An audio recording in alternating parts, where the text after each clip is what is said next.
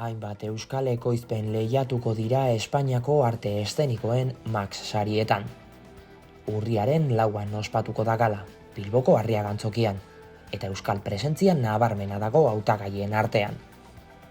Alfredo Sanzol, dramaturgo nafarraren El barque se tragó a todos los españoles antzeslanak du izendapen gehien. Hain zuzen, 5 sari irabasteko hautagai izango da lana.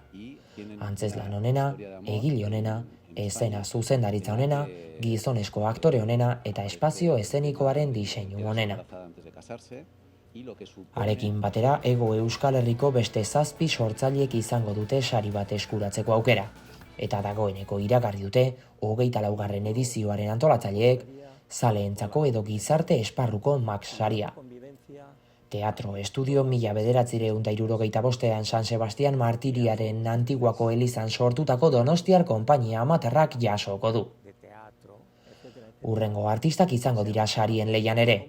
Kutsidazu bidea Isabel musikaleko lantaldea ikuskizun musikal edo liriko onenaren sailean, Markeline konpainiaren Sike eta Deabru Beltzak taldearen Sinfeuni kaleko ikuskizun onenaren atalean, Uniko Teatro Paraiso konpainiaren ikuskizuna ume, gazte eta familientzako ikuskizun onenaren sarian, Maria Goirizelaia Arri Horri Arlanagatik egile onenaren sailean, eta azkenik, Luzia Lakarra eta Iratxeantza dantzari ezagunak ere finalista izango dira, dantzako emakumezko interpretatzaile onenaren sailean, Forlandia eta Alde Esnudo lanengatik hurren ez hurren.